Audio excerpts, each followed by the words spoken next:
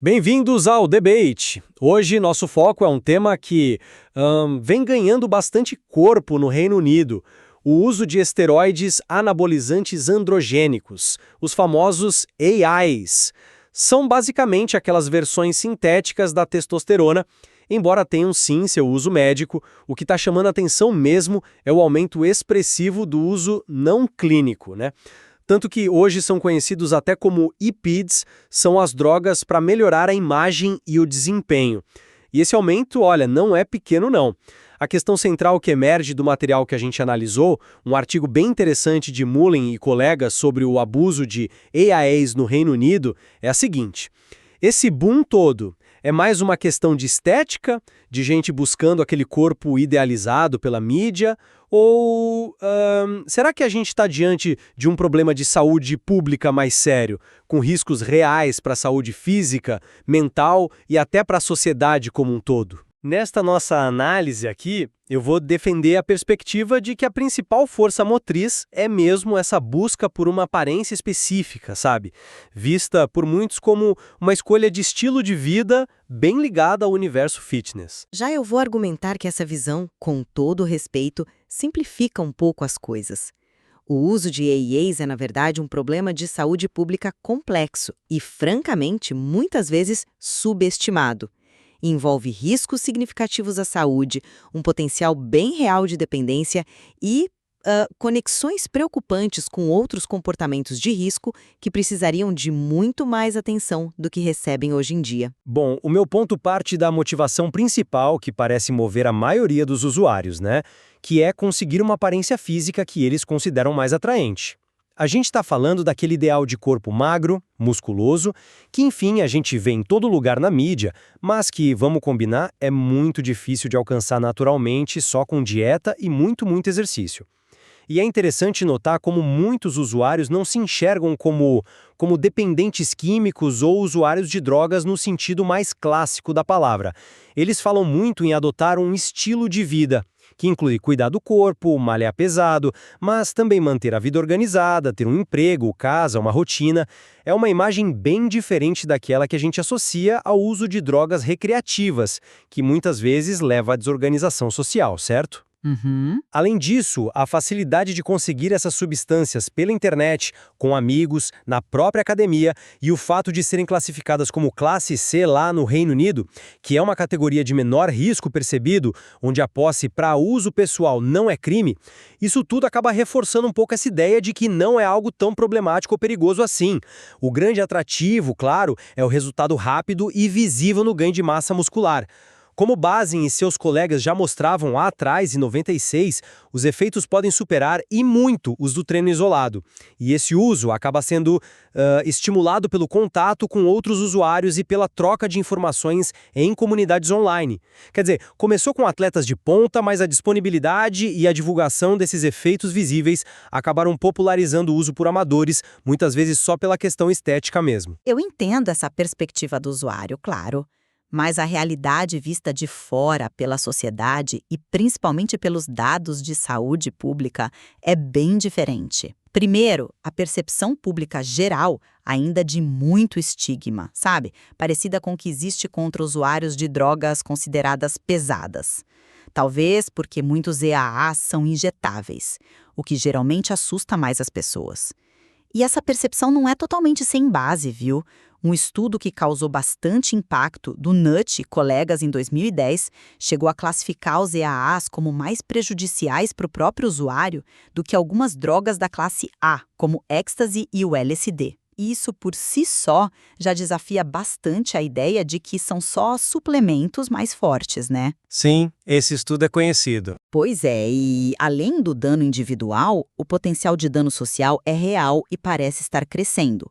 Pesquisas como as de Dark, Hope e Lumhoe mostram ligações bem claras entre o uso de EAAs e problemas como abuso de álcool, uso de outras drogas psicoativas, a disseminação de doenças transmitidas pelo sangue, estou falando de HIV, hepatite B e C, além de violência e comportamento criminoso ou antissocial.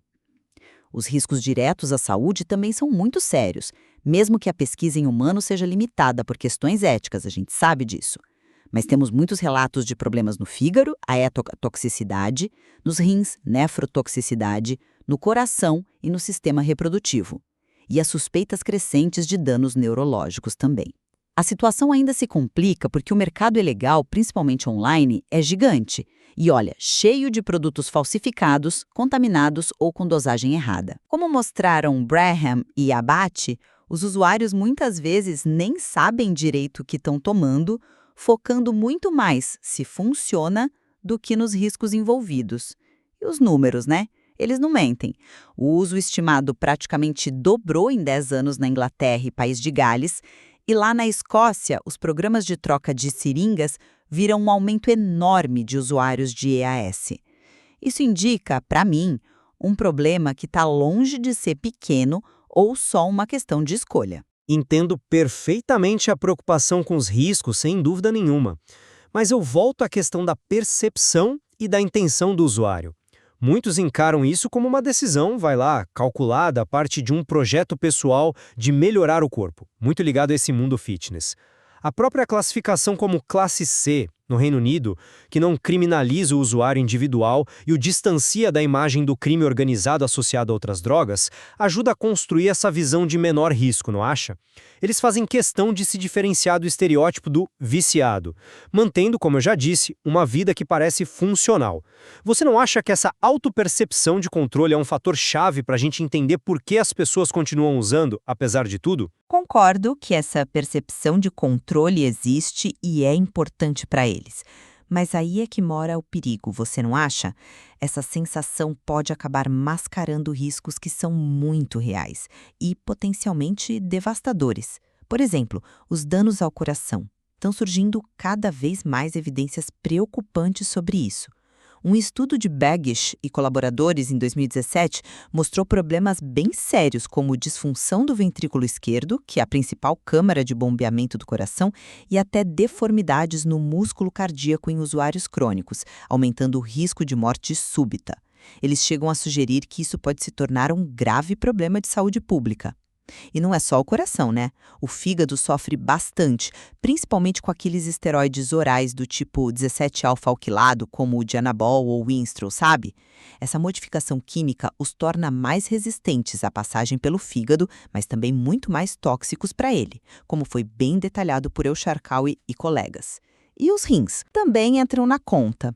O risco aumenta pela dieta hiperproteica, que é comum nesses usuários, e pelo sobrepeso também, podendo levar a danos renais sérios, como Robles Dias e outros já relataram. E para completar o quadro, começam a aparecer estudos como os de Kanayama e Wesley, sugerindo que o uso prolongado pode afetar o cérebro, causando o que eles chamam de neurotoxicidade e déficits cognitivos, basicamente, prejudicando a memória e outras funções mentais. Diante disso tudo, essa percepção de controle não parece um pouco, talvez, ilusória? Mas e as motivações? Você foca bastante nos riscos e, com razão, mas o que leva a pessoa a começar? Eu insisto que, para a grande maioria, o motor principal é mesmo melhorar a aparência, ganhar músculos. Isso aparece consistentemente em estudos como os de Bates e McVeigh e Henley Santos e Cumber. E isso conversa diretamente com a pressão social e com aqueles ideais de corpo que a gente vê por aí o tempo todo. Inclusive, um ponto interessante que o material traz é a ligação com o uso prévio de suplementos alimentares comuns, como o whey protein ou creatina. Hildebrand e colegas sugerem que existe uma espécie de progressão, sabe? A pessoa começa com os suplementos legais e, na busca por resultados mais rápidos ou mais intensos, alguns acabam passando para os EAAs. O foco parece ser bem externo mesmo, na imagem projetada. Não, eu não estou negando que a estética seja importante, claro que é um fator, mas acho que reduzir tudo a isso é simplificar demais a questão. As motivações podem ser bem mais profundas e complexas do que parecem à primeira vista. Essa preocupação excessiva com a imagem corporal, por exemplo, pode ser um sintoma de algo mais sério, como a dismorfia muscular, que é aquela condição psiquiátrica em que a pessoa, mesmo já sendo musculosa, se enxerga fraca ou pequena demais. Bjork e colegas exploraram bastante essa ligação. E existem grupos específicos com motivações bem particulares também. Por exemplo, o trabalho de Cornford e colegas descreveu como alguns usuários de heroína usam EASs para disfarçar a perda de peso causada pela droga ou então para parecerem mais fortes e intimidadores no contexto do tráfico. E tem um ponto crucial que a gente não pode ignorar de jeito nenhum: a dependência. Sim, existe uma síndrome de dependência de andrógenos. Estudos como os de Ippi e Kanayama estimam que algo entre 25% e 33%, um quarto a um terço, dos usuários desenvolvem essa dependência. Ela não é exatamente igual à da heroína, por exemplo, parece ser mais psicológica, mas a pessoa continua usando mesmo sabendo dos problemas. Muito pelo medo dos sintomas da abstinência, que incluem depressão, fadiga extrema, perda de libido, e também para manter aquela sensação de energia, confiança e bem-estar que os EAAs podem dar. Então, dizer que é só pela estética talvez ignore toda essa teia de fatores que pode incluir questões sérias de saúde mental e dependência real. Interessante você mencionar essa complexidade toda. E falando nas práticas de uso, é fato que os usuários desenvolvem esquemas bem elaborados, né? Fazem as tais pirâmides, aumentando e diminuindo a dose, ciclos, períodos de uso e pausa, e o empilhamento ou stacking, combinando vários tipos de esteroides. Há uma troca intensa de informações e experiências em fóruns online, grupos de WhatsApp e nas próprias academias. É quase como uma subcultura com suas próprias regras e conhecimentos. Um dado que eu acho relevante e que o material também aponta é o aumento do acesso a seringas e agulhas limpas através dos programas de troca de seringas, os NSPs, como Betts e McVeigh reportaram. Isso não indicaria, pelo menos, uma certa consciência sobre redução de danos, como, sei lá, evitar infecções? Veja bem, essa consciência, na prática, parece bem limitada. Sim, existem os ciclos, mas o que a pesquisa mostra, como no próprio estudo de Bates e McVeigh lá no Reino Unido, é que esses ciclos costumam ser longuíssimos, uma média de 20 semanas. Isso é muito além das 6 a 8 semanas que até os fóruns de usuários mais informados recomendam para tentar minimizar os riscos. E as doses? Frequentemente são suprafisiológicas, ou seja, muito, mas muito acima das doses terapêuticas, o que obviamente multiplica os perigos. E a regra, infelizmente, é a polifarmácia. A mistura de várias substâncias. Não é só um tipo de EAA que eles usam. Combinam vários, orais e injetáveis, e ainda adicionam outras coisas no meio. Hormônio do crescimento, GH, insulina, que é perigosíssimo sem controle médico rigoroso, drogas ilícitas como cocaína e até substâncias para queimar gordura, incluindo DNP. O dinitrofenol, que é extremamente perigoso e já causou mortes. Sagou e outros descreveram bem esse cenário que é, francamente, caótico. Quanto às injeções, mesmo com acesso a material limpo, as práticas de risco continuam firmes e fortes. Técnica errada, as famosas e muito arriscadas spot injections, injetar em músculos pequenos achando que vai crescer mais só ali, o que pode causar lesões graves, abscessos. E sim, ainda existe reutilização e compartilhamento de agulhas e frascos. O resultado disso? Altas taxas de infecção no local, abscessos horríveis, como Hope e colegas documentaram extensivamente, e o risco de pegar hepatite B, C ou HIV não vem só da agulha compartilhada, viu? Os EAAs podem aumentar a libido e a impulsividade, levando a comportamentos sexuais de risco, como outros estudos de Hope e Bagley também apontam.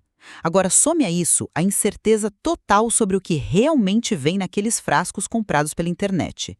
A tal escolha informada me parece bastante comprometida nesse contexto todo. O ponto que talvez valha notar e que o material menciona de passagem é que, dentro dessa subcultura, pelo menos nas discussões que a gente vê online, existe uma tendência entre os usuários adultos de desencorajar o uso por adolescentes. Há uma recomendação frequente de esperar pelo menos até os 21 anos, e a maior parte da pesquisa que temos, talvez refletindo quem mais usa, foca mesmo em homens adultos, como o Ippi e colegas mencionaram. Isso nos sugere alguma autolimitação ou consciência de um risco diferenciado dentro do próprio grupo? Mas aí é que está o problema. Essa falta de foco em outros grupos é uma falha gravíssima da pesquisa e, talvez, da percepção geral do problema. Temos uma carência crítica de dados sobre mulheres e adolescentes, que são justamente os grupos onde os riscos podem ser ainda maiores e diferentes. As mulheres, por exemplo, são mais sensíveis à toxicidade e podem sofrer efeitos de masculinização que são irreversíveis. O engrossamento da voz é um exemplo clássico, como Borgeson menciona. E os adolescentes? O cérebro deles ainda está em formação. O uso de EAAs nessa fase pode causar alterações permanentes. Pode bagunçar a puberdade, afetar capacidade de aprendizado, aumentar a agressividade e comportamentos antissociais e até deixar a pessoa mais propensa a ter ansiedade e depressão na vida adulta. Clarken Henderson, Illumia e McGinnis são alguns dos pesquisadores que alertam para esses perigos específicos. A pesquisa precisa urgentemente olhar para essas populações e também para os efeitos de longo prazo em quem começou a usar há 10, 20 anos e está envelhecendo agora, como a neurotoxicidade e as doenças cardiovasculares que podem aparecer mais tarde. Essa falta de pesquisa acaba passando uma falsa sensação de segurança, você não acha?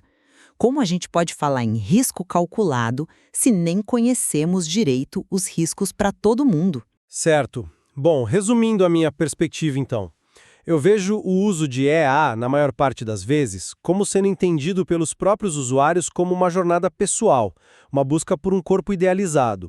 Uma busca que é sim influenciada por pressões culturais e pela mídia, não tem como negar, e que se apoia numa rede de informações e normas próprias dessa subcultura fitness. Embora os riscos existam e sejam até discutidos entre eles, a ótica do usuário tende a ver essa prática como algo diferente do abuso de drogas clássico, sabe?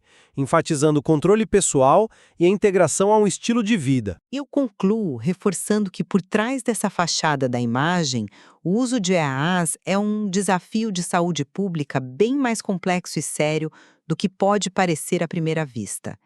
Envolve riscos físicos e psicológicos graves, um claro potencial para dependência, ligações perigosas com outros usos de substâncias e comportamentos de risco e perigos específicos e ainda mal compreendidos para mulheres e adolescentes. Por isso, eu acredito que a abordagem precisa ir muito além da ideia de uma simples escolha de estilo de vida e encarar a real dimensão do problema para a saúde individual e coletiva. Fica claro que ambos reconhecemos a complexidade do tema e a existência dos riscos, né? Nossa divergência maior talvez esteja no peso que a gente dá a cada fator.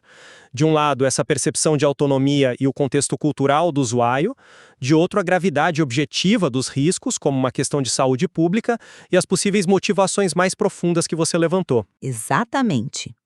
E analisar essas diferentes facetas, com base nas evidências trazidas pelo material que a gente discutiu aqui, certamente ajuda a entender melhor esse fenômeno que está crescendo. O material-fonte ainda tem muitas outras nuances e dados que valem a pena ser explorados por quem nos ouve. É um assunto vasto, e as respostas definitivas, acho que podemos concordar, ainda estão sendo construídas.